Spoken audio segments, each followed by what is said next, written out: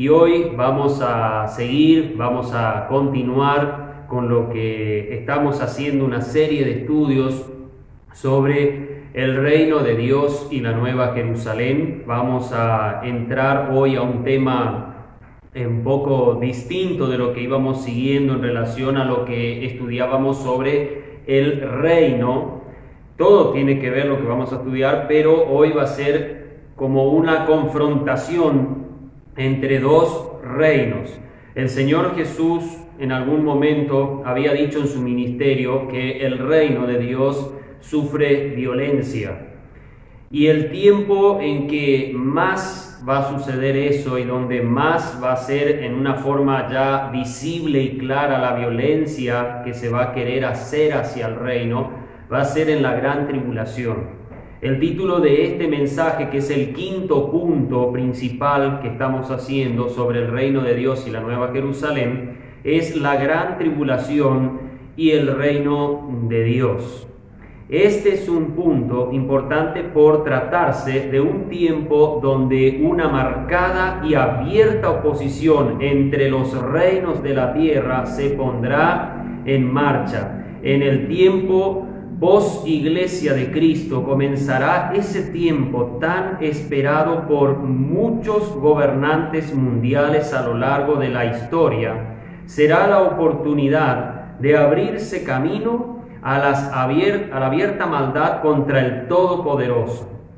Dios obró de diferentes maneras para apaciguar el mal en diferentes momentos de la historia, pero al llegar la gran tribulación, el Señor litigará contra las naciones de forma personal y visible. Habrá una conciencia en los habitantes y gobiernos del mundo, donde se mostrarán los poderes frente a frente. Es importante entender que esto que vamos a ver hoy y vamos a estudiar es algo que ya está comenzando, o por lo menos se está viendo en una manera cada vez más clara, y creo que nos va a ayudar a nosotros a también saber cuánto debemos agradecer a Dios que en un momento de la vida Cristo llegó a nuestros corazones y nos va a librar de toda esta maldad que vendrá y de todas esas guerras impresionantes que se librarán durante 7 años o quizás un poco más después que la iglesia se vaya. Vamos a orar y así comenzamos de lleno la exposición. Padre nuestro, gracias por tu palabra, gracias por lo que ella nos enseña y gracias por poder compartir una vez más las enseñanzas de las Escrituras. Pedimos que nos ilumines y ayudes, des fuerzas para seguir adelante con la enseñanza de tu palabra. Gracias, Señor, por todo lo que nos das, en el nombre de Jesús. Amén. Bien, como decíamos, si hay algo que es parte del reino de Dios y que es parte del plan de Dios, es la oposición final que habrá hacia el Rey Jesucristo, hacia el Rey de Reyes y Señor de Señores, que se dará en el tiempo en que el anticristo va a emerger entre la humanidad o en el planeta y se convertirá o se consagrará como el gobernante del mundo.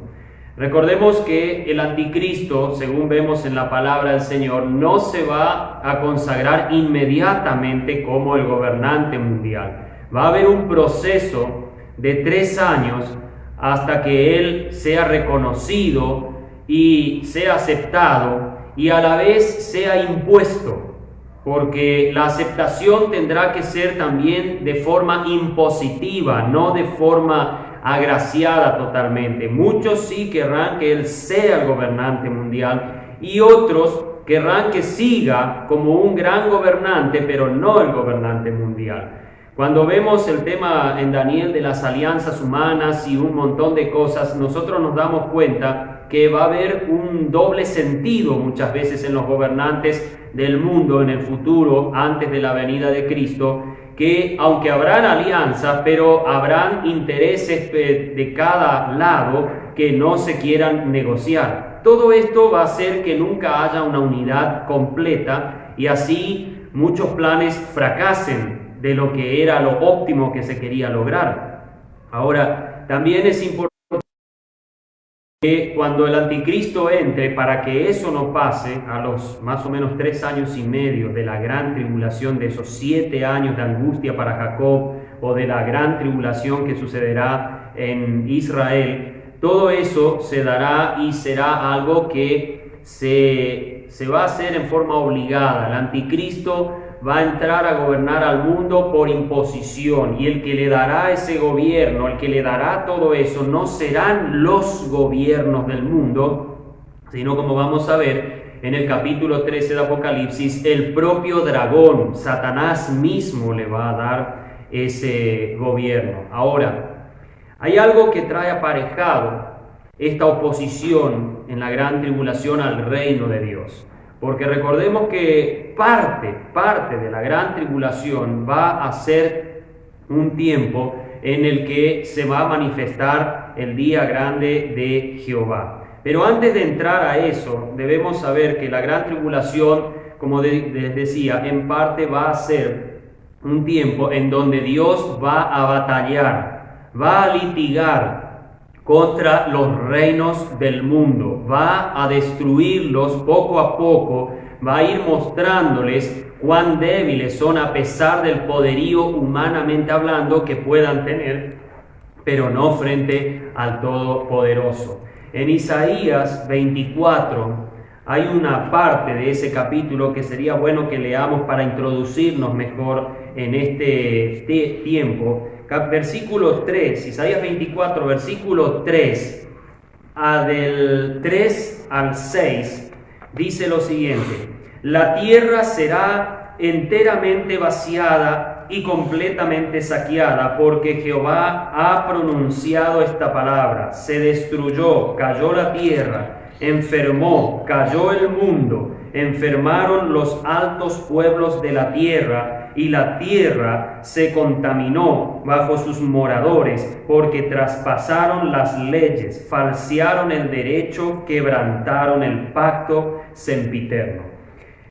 Hay algo que ha conducido a nuestra sociedad a lo que estamos hoy. Hay algo que ha llevado a los gobiernos a cada vez más buscar internacionalizarse para de esa manera empezar a enseñar y a de alguna manera imponer los diferentes credos y pensamientos que van surgiendo en lo que se llama hoy la posmodernidad, que en realidad no hay tanto de posmodernidad, sino es un aspecto cíclico que se va repitiendo cada tanto en la historia hasta que Dios interviene y hace caer esos poderes que se rebelan en forma adrede, airosa, contra el Dios del cielo. Vemos esto en el diluvio, vemos esto en la Torre de Babel, también podemos ver a través de Israel en los gobiernos de Canaán que se opusieron y cada vez más iban queriendo llevar su conducta maligna y perversa a las naciones alrededor de ellos. Por eso fue conquistada esa tierra y fueron destruidos la gran mayoría de los habitantes de esa tierra por la nación de Israel. Y así sucesivamente en la historia vamos viendo cómo Dios va interviniendo, incluso el imperio romano que también, y el imperio greco que había llevado mucha perversidad y mucha matanza, también Cristo con su mensaje y en lo que fue el acto de redención que hace por su sacrificio, de alguna manera, en forma silenciosa, fue llegando al corazón de muchos seres humanos, y así el mal comenzó a bajar, comenzó de alguna manera a parar. Y aunque hubo persecución a los cristianos y se mató a muchos en la primera época del cristianismo hasta prácticamente llegando a lo que era el siglo III, pero con todo el cristianismo fue creciendo, fue multiplicándose, y de alguna manera la inmoralidad se retuvo. No es que no siguió, se retuvo para que no avance más. Quizás fue la manera más amorosa en que Dios de alguna manera interviene en la historia por Cristo, para que con la predicación del Evangelio muchos cedan al pecado y a la perversidad, se conviertan a Cristo, y de esa manera comenzaba otra conducta en los seres humanos que ya pertenecían a la iglesia de Cristo. También vinieron incluso muchas violencias hacia la iglesia a lo largo de la historia, y Dios de una u otra manera fue interviniendo para que de esa manera la perversidad no llegara a un punto y quizás como ha llegado hoy. Es interesante que la Biblia habla en muchos pasajes que en el último tiempo la maldad se iba a multiplicar en gran manera. De hecho, el Señor Jesús dijo: y por haberse multiplicado la maldad, el amor de muchos se enfriará. En este pasaje que leo de Mateo 24, nosotros debemos entender que hay un momento en que la tierra se va a enfermar por la perversidad y la pecaminosidad de los habitantes de la tierra, porque cada vez más se van alejando de Dios, se van alejando de los principios divinos, y es más, van comenzando a actuar en forma adrede en contra de los principios de Dios, dando dudas sobre ellos y a la vez buscando una libertad que los apresa, más que liberar, los apresa al pecado y a la depravación. Es importante entender que Isaías 24, aunque si leemos todo el capítulo, se trata de Israel como nación, pero también de las naciones del mundo, porque el testimonio de Israel en ese momento había caído el ser ellos testigos de Dios, porque estaban yendo camino al cautiverio por su pecado y por su perversidad, y por eso también las naciones ya no tenían el principal testigo de Dios, que era Israel, en lo espiritual y en el mensaje que debían dar. Por eso también hace ver que a lo largo de la historia esto iba a ir pasando, pero en el último tiempo nosotros debemos saber que por esa opresión que habrá a Israel también y las batallas que se librarán contra el pueblo de Dios, el Señor se levantará personalmente en su defensa. Recordemos que la gran tribulación va a ser también una batalla contra el reino nacional que tiene Dios en la tierra. Recordemos que Israel, aparte de ser una nación, el pueblo de Dios, es también un reino, y se le promete un reino a futuro, que eso no está desechado. La nación de Israel perdió su reinado en el año 586 con la venida de Nabucodonosor y su ejército a Jerusalén y la destrucción de la misma, y eso hizo que los pueblos, de Israel perdiera su reinado, su reino, y no perdiera en forma eterna, sino temporalmente aquí en la tierra. Pero ellos tienen un reino glorioso prometido con el reino de Jehová de los ejércitos, o de nuestro Señor Jesucristo. Ahora, en la gran tribulación, aparte del reino de Dios que va a ser atacado por los poderes del mundo, también será atacada la nación del reino en la tierra, que es Israel. Y el que va a salir a su defensa va a ser nuestro Señor. Vamos a mirar Isaías 49, 21 al 26. Dice algo bastante interesante: y dirás en tu corazón, ¿quién me engendró estos? Porque yo había sido privada de hijos y estaba sola, peregrina y desterrada. ¿Quién pues crió estos? He aquí, yo había sido dejada sola. ¿Dónde estaban estos?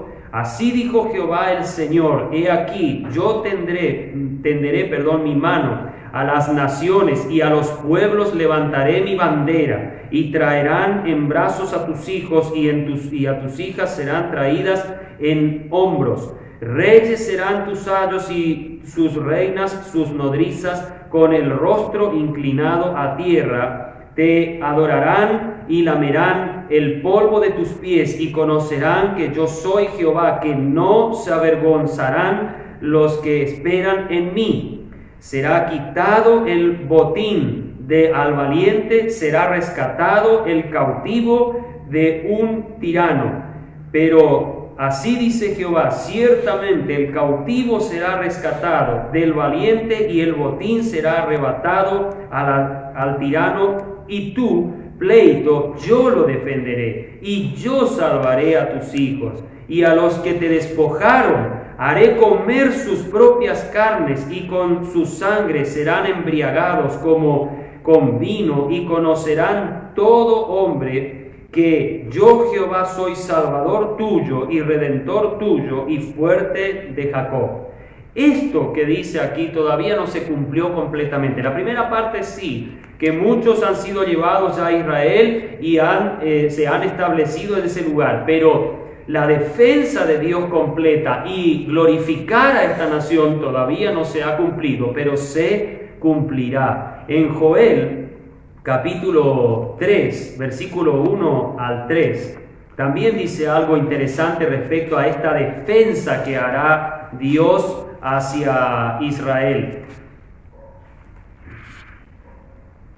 Porque he aquí que en aquellos días, en aquel tiempo en que haré volver la cautividad de Judá y de Jerusalén, reuniré a todas las naciones y las haré descender al valle de Josafat, y allí entraré en juicio con ellas a causa de mi pueblo y de Israel mi heredad, a quien ellas esparcieron entre las naciones y repartieron mi tierra.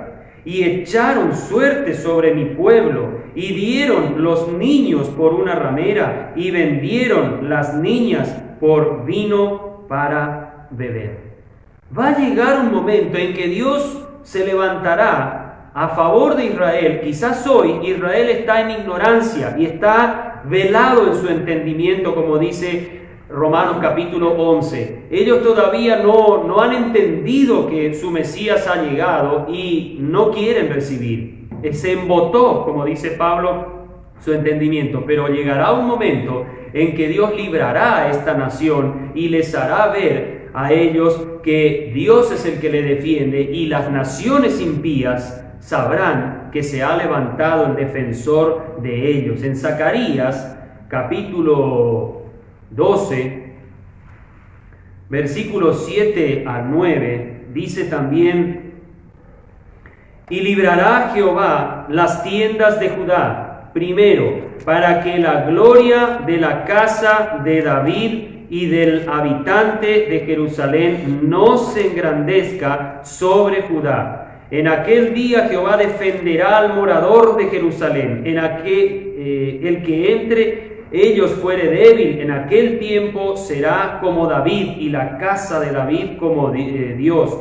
como el ángel de Jehová delante de ellos. Y en aquel día yo procuraré destruir a todas las naciones que vienen contra Jerusalén.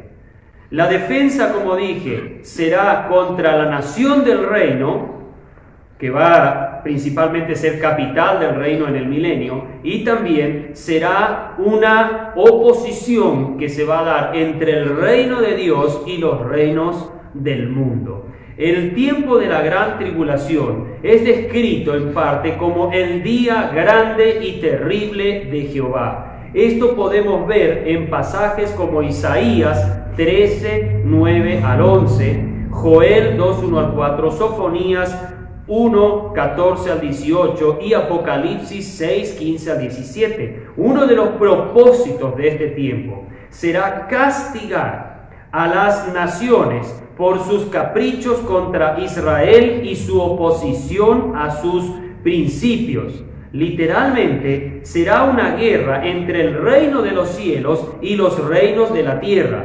Se mostrará por parte de Dios que cuando Él quiere imponer su reino, lo hará, no importando el poderío que quieran mostrar los poderosos de la tierra con su dinero, posesiones, influencia y capacidad militar. Uno a uno Dios irá doblegando y en algunos casos destruyendo los poderes mundiales. Uno de los propósitos de la gran tribulación, como decíamos, es realmente la destrucción que Dios hará a todos los reinos de la tierra. La Biblia dice que primero comenzará un levantamiento entre nación contra nación y reino contra reino. Hoy llamaríamos las naciones unas contra otras y las coaliciones de naciones unas con otras. Hay naciones en nuestro planeta que están unidas entre sí para hacer un grupo de defensa contra otros poderes que se levantan en otras partes del mundo. Cada uno dice dar sus razones, pero llegará un momento en que cuando terminen algunas guerras, en especial en la primera etapa de la gran tribulación, el anticristo logrará unir un ejército de todos los reinos y naciones para pelear contra el Cordero, como vamos a ver más adelante. En Isaías, volvamos a este profeta que estábamos hace unos momentos ahí, estábamos en el 24, ahora vamos al capítulo 13, versículos, como decíamos, 9 al 11. He aquí, el día de Jehová viene, terrible y de indignación, y ardor de ira, para convertir la tierra en soledad y raer de ella a sus pecadores, por lo cual las estrellas de los cielos y sus luceros no darán su luz, y el sol se oscurecerá al nacer, y la luna no dará su resplandor. Y castigaré al mundo por su maldad, y a los impíos por su iniquidad, y haré que cese la arrogancia de los soberbios, y abatiré la altivez de los fuertes. Esto es el gran día de Jehová. Parte, como digo, la gran tribulación tiene varios propósitos, no es solo uno. Pero es importante saber que uno de los propósitos es el gran día de Jehová, en donde Él destruirá los pueblos, donde Él verdaderamente hará que cese la locura que hoy quizás podemos ver en muchos gobiernos en nuestro planeta. Debemos entender que hoy los seres humanos están llevando, los gobiernos, los potentados, los ricos, los banqueros del mundo y todos los que, digamos, tienen cierto poder de influencia y demás, están llevando al mundo a que se oponga a todo lo que es Dios y que se oponga a todos los que lo proclaman también o que proclaman a Dios. Pero el gran día de Jehová será para vengar con justa ira toda la maldad que han hecho contra el reino de Dios, toda la violencia, como decía Jesús, la violencia que sufre el reino de Dios. Ese día, el Cordero de Dios ya no solo será el Cordero, sino será el Rey de la tribu de Judá. Así que es bueno que entendamos bien por qué va a haber tanto, si se puede decir, tanta maldad que será destruida, y debemos saber los cristianos que un día llegará, quizás no muy lejano, en que Dios comenzará a obrar en contra de todos los que se han opuesto a Él. Joel, como decíamos también, capítulo, en este caso 2, dice algo bastante parecido a lo de Isaías. 1 al 3, 1 al 4. Tocad trompeta en Sión y dad alarma en mi santo monte. Tiemblen todos los moradores de la tierra, porque viene el día de Jehová, porque está cercano.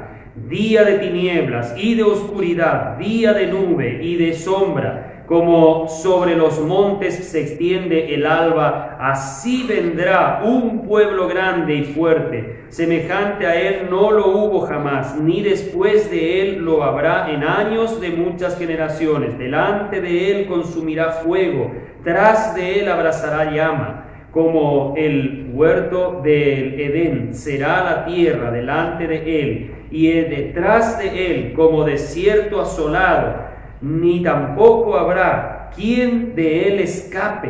Su aspecto como aspecto de caballos, y como gente de a caballos correrán. Este día grande de Jehová tiene una característica muy interesante, o ese tiempo que se compone del día grande de Jehová, que prácticamente comenzará cuando se firme el pacto por 7 años entre el anticristo y la nación de Israel. Recordemos que en la primera etapa de la gran tribulación, los primeros 3 años y medio, Israel todavía estará de alguna manera intentando quedar bien con los gobiernos del mundo y lograrán hacer su templo, lograrán empezar la adoración en el templo y a la vez tendrán cierto nexo con el anticristo, porque todavía el anticristo no se manifestará realmente en su plena iniquidad, como ya vamos a verlo esto más adelante, sino que se manifestará como ese caballo blanco que sale en Apocalipsis 6 con un arco, pero nada más, un arco, sin flecha. Todavía no está apuntando a quién va a destruir. Obviamente el pensamiento anticristiano o del anticristo en el mundo, lo que va también a manifestarse en este hombre de pecado es justamente estar siempre en contra de la nación de Israel y los seguidores de Dios. Ahora hay que entender que una de las características que tiene ese día en lo que va a ser el ambiente que nosotros conocemos, para nosotros hoy, mañana, pasado y todos los días, no importa que esté nublado, pero sale el sol. Hay un día y hay una noche y hay una luna muchas veces que podemos ver en el cielo y refleja y alumbra hasta incluso la tierra dependiendo el tipo y el ciclo lunar que estamos. Ahora el día de Jehová será caracterizado por oscuridad, por un sol que ha dejado de brillar y que también a la vez la luna en la noche no brillará. Posiblemente esto se dará por dos cosas: por la polución que habrá en la gran tribulación, por el ambiente tan polucionado por las diferentes guerras, por los diferentes pleitos entre naciones que se librarán, y también a su vez se darán esto porque Dios mismo, como dice Jesús, hará señales en el sol y en la luna, y la gente estará en expectación, estarán con temor, y el terror va a venir a los habitantes de la tierra. Todo esto puede hacer que de alguna manera el ambiente, lo que la luz diurna baje mucho en porcentaje y no podrá haber verdaderamente una luz linda como podríamos tener muchos días a veces cuando vemos un cielo celeste y soleado. Ese gran día se va a caracterizar no solamente por eventos aquí en el planeta, en guerras, en planes y en un montón de cosas, en implementos de monedas y demás, sino también se va a dar también en digamos, catastróficos de lo que se relaciona al universo y al planeta mismo, a la creación misma, que todo entrará en una destrucción general, tanto el planeta entre sus habitantes como también en lo que es parte de nuestro planeta en la creación de Dios. Sofonías, capítulo 1, versículo 14 al 18, también dice algo respecto a esto.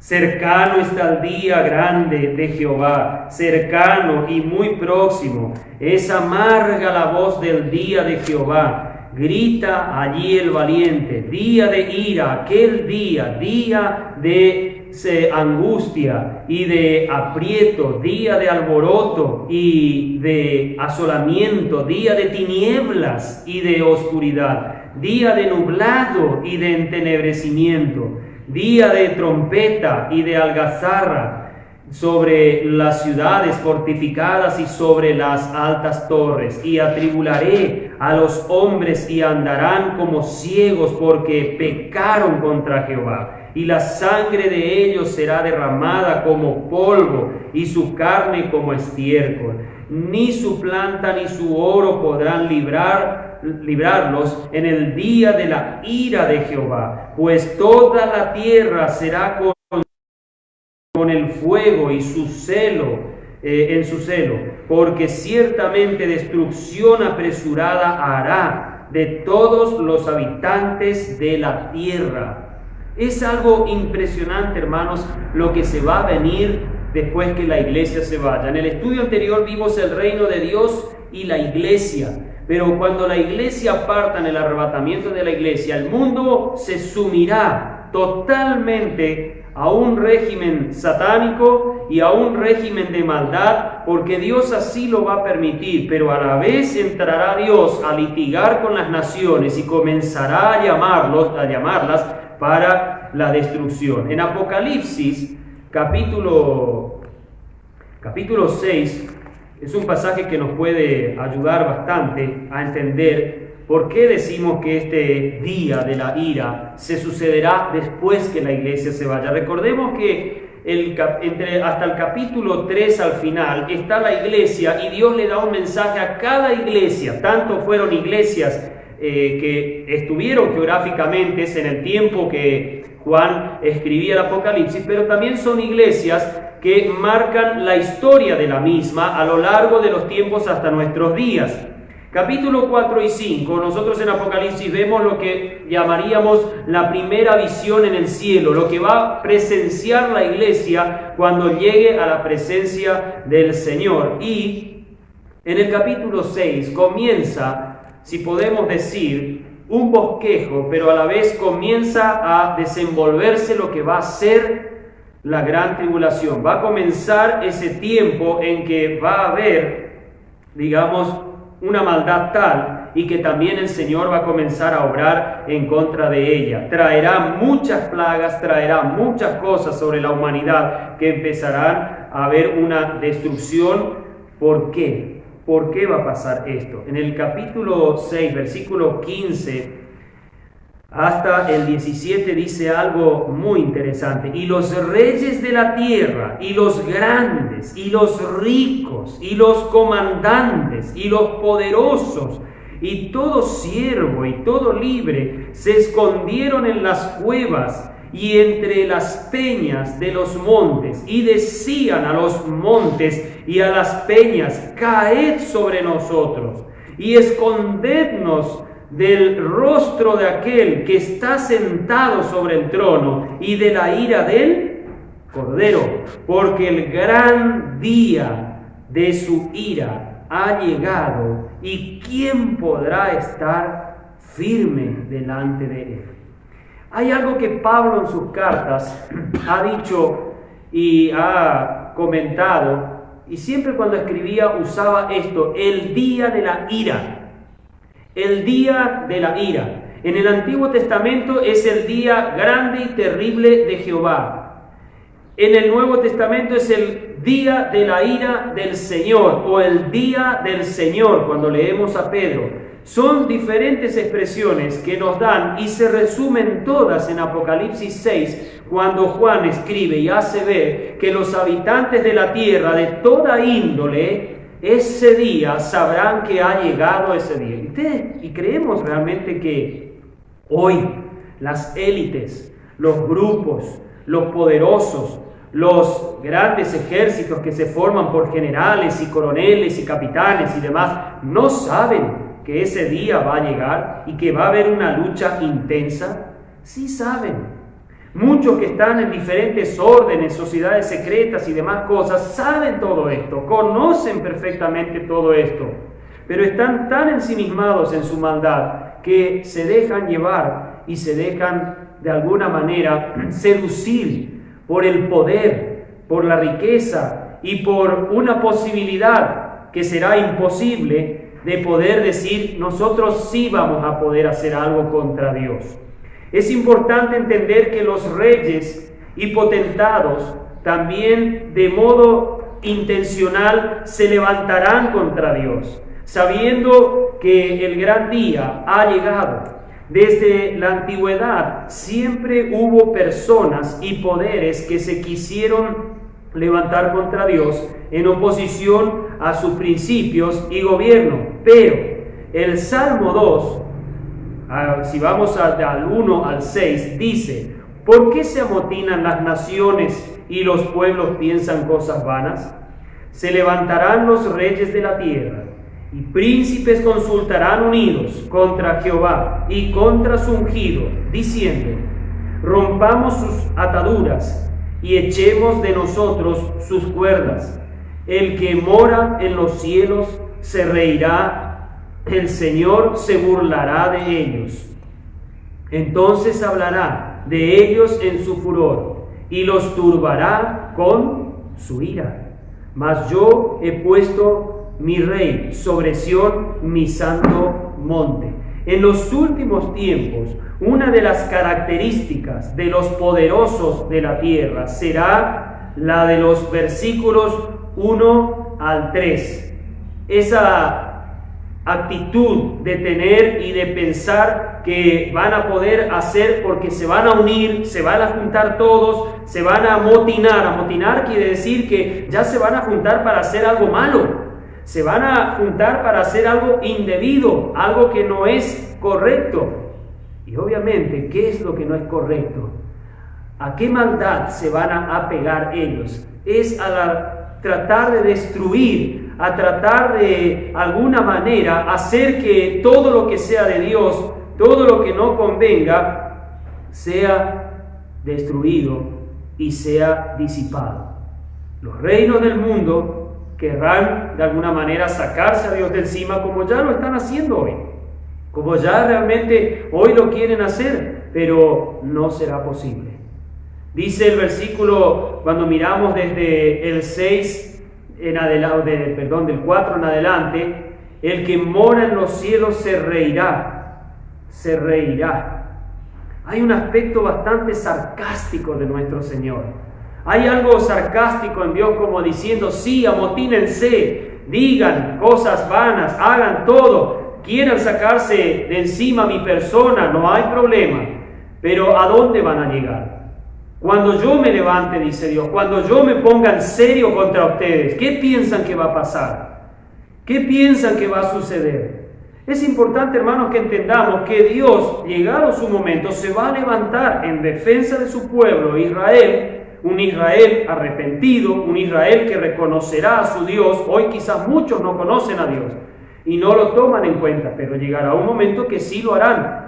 Dios, como dice en Oseas, los llamará con cuerdas de amor, los traerá a ellos al monte, los llevará al desierto y tendrán que litigar ahí con su Dios, y Dios va a restaurarlos y los va a llamar al arrepentimiento como nación. En ese momento es cuando vendrá la gran persecución por parte de Satanás, como vemos en el capítulo 12 de Apocalipsis, y es donde también se va a levantar en el capítulo 13 el anticristo. Hay que saber que también la forma sarcástica que Dios va a obrar y en la ceguera de los habitantes de la tierra, que se ensimisma en la maldad, que se ensimisma en todo lo que va en contra de Dios. Realmente están tan ensimismados, que creen que realmente van a poder estar contra Dios, que van a poder luchar contra Dios. Pero no será así. El clímax en la gran tribulación en relación a esto, o sea, la maldad de los hombres, será cuando el anticristo se siente en el templo que los israelitas construirán, dentro del período de los 7 años, levantándose contra todo lo que sea de Dios. Esto incluye a su pueblo Israel. Vemos esto también en 2 Tesalonicenses, capítulo 2, 3 y 4 y 8 al 10. Vamos a mirar un ratito, pasaje conocido para muchos, pero vamos a tratar de recordarlo y meditar en algunos pequeños detalles que nos pueden también aclarar algunas ideas y algunos pensamientos. Capítulo 2, versículos 3 y 4 primeramente. Nadie os engañe en ninguna manera, porque no vendrá sin que antes venga la apostasía y se manifieste el hombre de pecado, el hijo de perdición, el cual se opone y se levanta contra todo lo que se llama Dios o que se adora, tanto que se sienta en el templo de Dios como Dios, mostrándose a sí mismo como Dios. Vamos al versículo 8.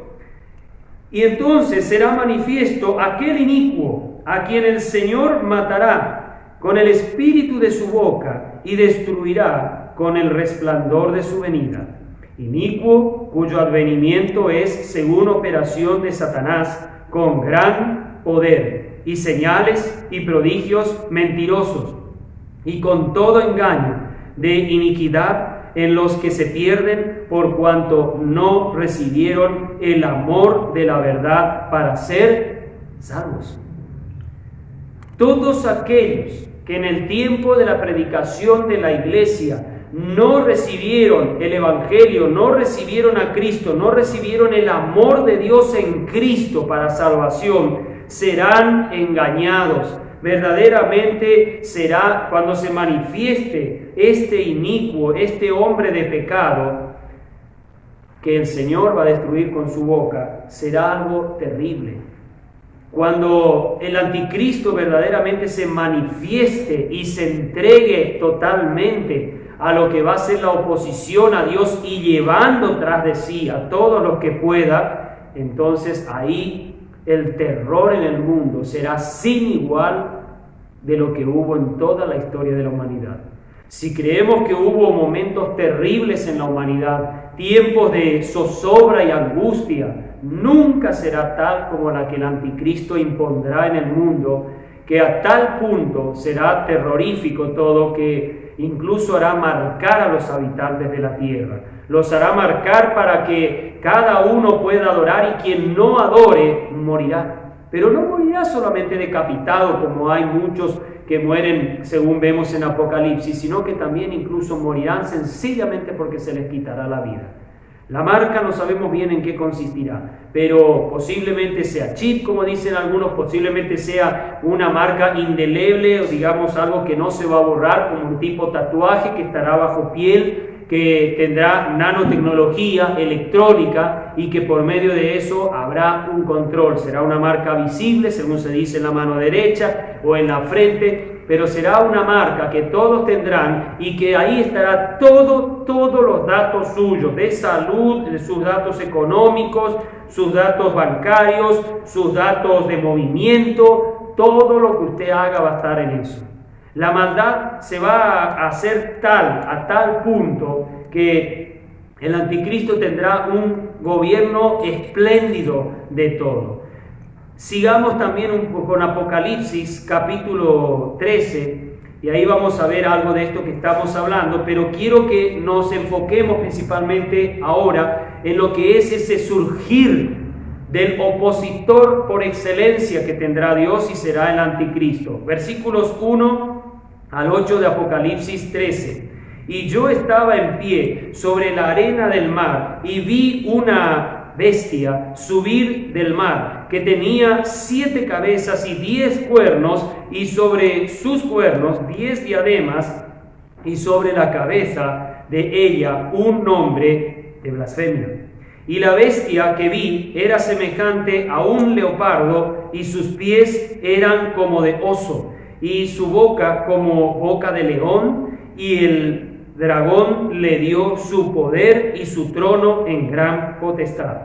Y vi una de sus cabezas como herida de muerte, y su herida mortal fue curada, y se maravilló toda la tierra en pos de la bestia. Y adoraron al dragón, que había dado autoridad a la bestia, y adoraron a la bestia, diciendo: ¿quién es semejante a la bestia y quién podrá luchar contra ella?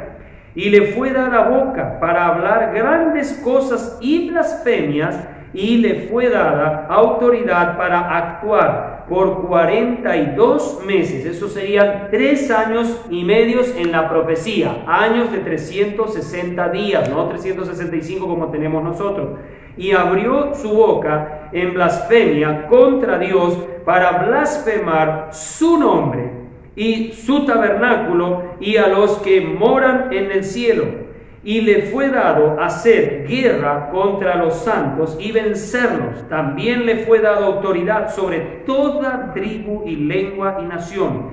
Y la adoraron todos los que moran en la tierra, cuyos nombres no están escritos en el libro de la vida del Cordero que fue inmolado desde la fundación del mundo. Bien. En todos estos versículos, no voy a entrar a detallar cada parte de ellos, Pero en todos estos versículos una de las cosas que vemos es la oposición, el levantamiento del hombre del mal que se verá en el mundo. Todo el reconocimiento de la tierra estará hacia él y hacia quien le dio ese puesto, que es Satanás. Él verdaderamente va a estar reinando, va a estar haciendo lo que quiere en el mundo, pero a la vez va a estar llevando a la población mundial constantemente en contra de Dios a través de las blasfemias y en contra del pueblo de Dios, Israel, porque cuando dice que persiguió a los santos y habló contra los santos, está hablando de los israelitas. Recordemos que los santos en este contexto del capítulo 13 no es la iglesia, son el pueblo de Israel que sí queda, no los israelitas que recibieron a Cristo, sino los que nunca recibieron y no aceptaron el Evangelio. Pero recordemos que la nación de Israel tendrá un protagonismo importantísimo en la gran tribulación. Primero, como el tiempo de angustia para Jacob, pero también como el momento de la restauración de la nación a través del arrepentimiento y cuando se haga vivencial el nuevo pacto, según vemos en Jeremías 31 al 34, ahí vemos ese nuevo pacto que se forjará en el corazón de los israelitas. Pero Israel ya no solo volvió a ser nación en la higuera, su estado político, nacional y social, sino que también volverá a ser nación como la vid y el olivo. La vid, la comunión con Dios, la cercanía de su vida con Dios, y el aspecto olivo, su aspecto sacerdotal. También será preparado para lo que será toda la adoración milenial. En estos tres aspectos, en la gran tribulación, Israel será restaurado. Ya fue restaurado, sí. Ya brotó la higuera, como dice Mateo 24. Ya brotó, el verano está cerca. Pero todavía no se restauró la vid y no se restauró el olivo. Que eso pasará en la gran tribulación. Esto lo dice Oseas en sus últimos capítulos, a partir por sobre todo del capítulo 6 en adelante, y también lo están diciendo varios profetas menores, como Sofonías, como Habacuc también, que hablan de esto, y Zacarías.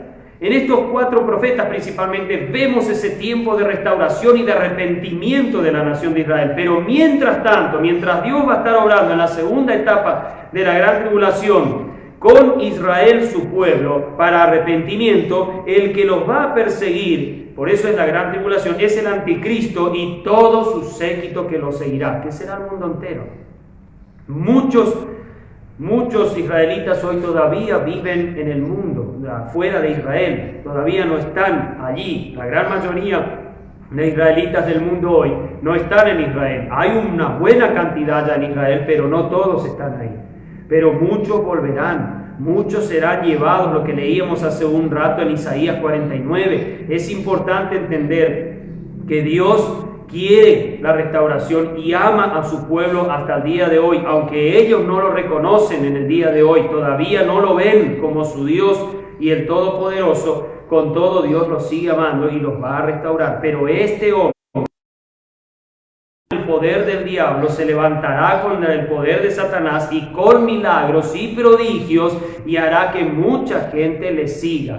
Muchos le seguirán porque verdaderamente en forma voluntaria lo harán, y muchos por temor. O sea, no tienen la voluntad de seguirlo, pero por temor a no ser castigados y a no ser muertos, entonces lo van a seguir. Realmente, hermanos, lo que va a esperar en la gran tribulación, en la maldad del gobierno que habrá, el gobierno mundial, hoy se habla mucho de ese gobierno mundial también en las redes, en las noticias, en los escritos que se hacen en algunos diarios, pero es importante, hermanos, que entendamos que ese gobierno va a venir, la maldad va a llegar. La iglesia debe saber, y quizá no nos quede mucho tiempo en este planeta, pero debe saber que dos cosas se tiene que preocupar la iglesia hoy. No tanto de ver qué está pasando en el mundo, qué mal se está haciendo, qué es lo otro que se está haciendo, y desesperarse por todas esas cosas. La iglesia tiene dos cosas que hacer: orar para estar preparada con el encuentro de su Señor en el aire, y orar para que muchas almas reciban a Cristo antes que se vaya a la iglesia. Y la tercera cosa, predicar el Evangelio, acercar el Evangelio, sea por palabra, por folleto, quizás por un mensaje, de alguna manera que el Evangelio llegue. y orar para que cuando llegue ese evangelio, esas almas puedan llegar a la salvación, lleguen al arrepentimiento de pecado y crean en Cristo como Salvador. La iglesia no se tiene que preocupar por lo que va a pasar y lo malo que está yendo todo en este mundo. La iglesia sí tiene que orar para estar preparada al encuentro con su Dios en el aire. Orar por las almas perdidas para que reciban a Cristo, a todos los que estamos predicando, y también predicar el Evangelio y orar por la predicación. Orar para que Dios verdaderamente ponga las almas enfrente a nosotros y podamos hablarles de Cristo. Ya el tema del mal y todo lo que se va a levantar, el anticristo y todos sus gobiernos y sus ayudantes y todos, Dios se encargará de ellos. Nosotros enfoquemos nuestra mirada en donde debe estar. Jesús a la iglesia le dijo que vayan por todo el mundo y prediquen el Evangelio.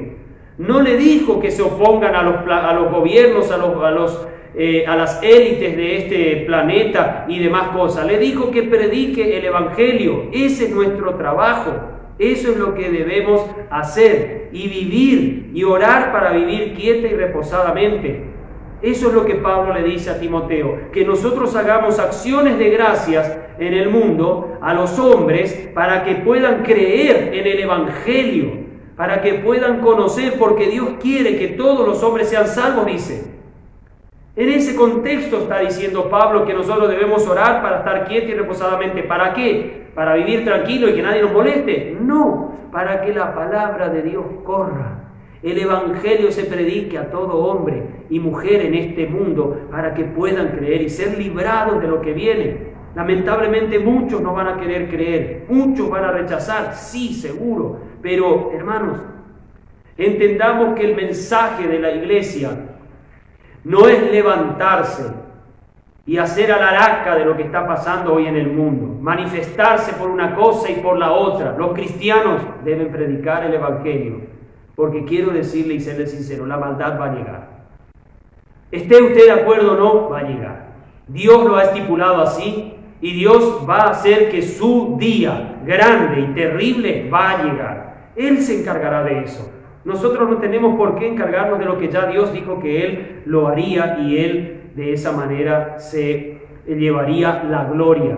Ahora, todo esto va a conducir, todo este mal, toda esta rebeldía, toda esta arrogancia de los poderosos de la tierra, en su ensimismarse por la maldad, los va a conducir a lo que son la guerra final, lo que la Biblia llama el Armagedón. Van a haber varias guerras en la gran tribulación, pero la guerra de Armagedón ya es distinta, porque ya no es el levantamiento de poderes contra poderes, de naciones contra naciones y de reinos contra reinos, sino que van a ser un levantamiento de todos los poderes del mundo unidos bajo la guía del anticristo para pelear contra el Cordero de Dios.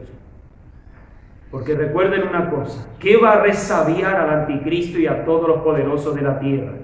¿Qué es lo que les va a causar indignación y se van a enojar, se van a airar contra el que está en el cielo? Es que también Dios va a estar derramando juicios en la tierra. Dios va a estar haciendo colapsar el clima, colapsar el sol, colapsar la luna, colapsar la luz. Todo va a colapsar en el planeta Tierra y en el cielo. Todo, asteroides, las aguas, todo se va a contaminar, todo va a estar mal. Y esto hará que el anticristo y todos los poderosos de la tierra, viendo que con su dinero, con su oro, con su plata, con todo lo que tienen, no pueden lograr que las cosas se solucionen, entonces dirán, tenemos que luchar contra Dios. Sabemos que va a venir, tenemos que oponernos a todo esto. Apocalipsis capítulo 16, versículo 16 dice, y fíjense cómo dice, esto es importante, y los reunió en el lugar que en hebreo se llama Armagedón.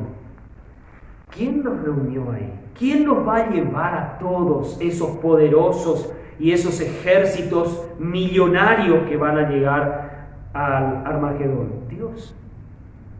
Dios va a llevarlos a todos, los va a reunir en ese lugar. Va a llamar a todas las naciones. Si ustedes miran los capítulos que van los versículos anteriores y lo que sigue. Dice que va a venir un ejército del oriente, van a venir los ejércitos del norte, del sur, de todos lados, y se van a juntar y se van a amalgamar en ese valle, en ese lugar que en hebreo se llama Armagedón. También se llama el valle de Josafat, el valle de Jezreel, el valle de la matanza. Depende del pasaje profético que usted lea, tiene todos esos nombres. Y ese va a ser el clímax del gran día de Jehová terrible, porque ahí es donde se destruirán millones y millones de personas, e incluso, como vamos a ver, hasta Dios prepara, por así decirlo, quienes van a limpiar también toda esa cantidad de cuerpos muertos que morirán en ese lugar. Apocalipsis 17, 12 al 14. Dice también, y los 10 cuernos que has visto son 10 reyes que aún no han recibido reino, pero tomarán autoridad por una hora como reyes con la bestia. Estos tienen un mismo propósito y darán su poder y autoridad a la bestia. Ellos pelearán contra el Cordero y el Cordero los vencerá, porque es Señor de señores y Rey de reyes, y los que están con ellos son llamados y elegidos y fieles. Ahora, estos 10 reyes, que el anticristo al parecer los tendrá como su gabinete, como sus hombres de confianza, darán toda la autoridad, dirán, no te preocupes, nosotros te dejes el voto asegurado, acá nadie va a salir en contra tuyo, vamos, luchemos contra el Rey de reyes y Señor de señores, vamos a hacer lo que debemos hacer de una vez por todas y dominaremos nosotros. ¿Se acuerdan del Salmo 2? ¿Por qué se amotinan las gentes y los pueblos piensan cosas vanas? Las naciones, ¿por qué se amotinan? Bueno, aquí están los representantes de los amotinados. Estos 10 poderosos del mundo serán representantes seguramente de diferentes regiones del mundo en donde el anticristo gobernará, y ellos están dispuestos a entregar toda la autoridad y decir, lo que digas, vamos a hacer. ¿Cuál es el amotinamiento? ¿Cuál es el motivo? Tenemos que destruir al Cordero de Dios. Tenemos que destruir al Señor de señores y Rey de reyes. Pero la Biblia hace ver que el final va a ser distinto de lo que ellos quieren hacer. Apocalipsis 19, 11 al 21 dice lo siguiente. Y vi el cielo abierto, y he aquí un caballo blanco, y el que estaba sentado sobre él se llama Fiel y Verdadero, y con justicia juzga y pelea. Y sus ojos eran como llama de fuego, y tenía sobre su cabeza muchas diademas, y tenía un nombre escrito que nadie conocía sino él mismo. Y él estaba vestido de una ropa teñida en sangre, y su nombre se llama el Verbo de Dios. Y los ejércitos que están en los cielos lo seguían en caballos blancos, vestidos de lino fino, blanco y limpio. Y de su boca sale una espada aguda, para herir con ella a las naciones, y él las regirá con vara de hierro. Y él pisa el lagar del vino del furor y de la ira del Dios Todopoderoso. Seguimos. Y en sus vestiduras y en su muslo tiene escrito este nombre: Rey de reyes y Señor de señores. Y vi un ángel que estaba en pie en el sol y clamó con gran voz diciendo a todas las aves que volaban en medio del cielo: venid y congregaos para la cena del gran Dios, para que comáis carnes de reyes, de comandantes, y carnes de fuertes, y carnes de caballos, y de los que están sentados sobre ellos, y carnes de todos, libres y siervos, pequeños y grandes. Y vi a la bestia y a los reyes de la tierra y a sus ejércitos congregados para hacer guerra contra el que estaba sentado sobre el caballo y contra su ejército. Ahí está, en el valle de Armagedón, todos congregados, todos listos para batallar. Y la bestia fue apresada y con ella el falso profeta, que había hecho las señales delante de ella, con las cuales había engañado a los que recibieron la marca de la bestia y adoraron su imagen. Estos dos fueron lanzados vivos dentro de un lago de fuego ardiendo con azufre, y los demás fueron muertos con la espada que salía de la boca del que estaba sentado sobre el caballo, y todas las aves se saciaron de las carnes de ellos. Hay algo que hoy en Israel está sucediendo, y es algo que ya viene hace muchos años, ya no es algo muy reciente, pero desde que prácticamente comienza el siglo XXI, uno de los problemas que hay en Israel es la cantidad de aves de rapiña que se crían, la cantidad de accidentes a veces aeronáuticos que suceden porque chocan contra estas aves grandes, y esto usted lo puede ver si quiere en internet, buscar estas noticias, pero Israel está teniendo en los últimos años una crianza natural, por supuesto, una crianza, un reavivamiento de aves de rapiña.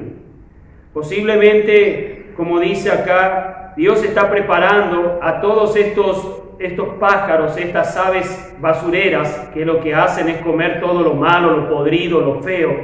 Y por eso, como serán millones de personas las que morirán, millones de personas. A veces pensamos en un ejército de 10.000, 20.000, 100.000 personas y nos parece un montón de gente. Pero hermanos, pensemos que aquí morirán quizá billones de personas. No sabemos si morirá 1 millar, pero hay que entender que para que se limpie todo eso y para que eso sea restaurado y esa tierra vuelva a ser santa, porque será todo en el valle de Armagedón, que es en Israel, para que todo esto suceda tendrán que haber ayudantes. Los pocos sobrevivientes de la gran tribulación no podrán de limpiar tanta gente. Las aves de rapiña se encargarán en días de hacer eso. Muchos comerán, posiblemente habrán animales rapiñeros como las hienas y otros que vendrán y comerán todo eso. Esas carnes de reyes, de poderosos, de capitanes, de generales y de todo. Dios tiene todo preparado para el día final. Es cierto que previo a esta gran victoria del Rey de Reyes y Señor de Señores, pasarán muchas cosas difíciles, luchas intensas que serán vividas y aflicciones tormentosas que se tendrán que vivir para los que estén en la gran tribulación. Pero la victoria vendrá, y el Rey de Reyes triunfará sobre todos ellos. Así que hermanos, que Dios nos ayude a nosotros a verdaderamente preocuparnos por los que no han alcanzado a Cristo para que lo alcancen y no vivan lo que se viene después que la iglesia se vaya. Padre, gracias por tu palabra y gracias por lo que ella nos da. Pedimos que nos guíes y nos sigas iluminando para vivir correctamente estos tiempos y saber que hay muchas almas que todavía no te conocen, que podamos ser sal y luz y podamos ser tus instrumentos para ganarlas. Gracias, Señor, en el nombre de Jesús. Amén.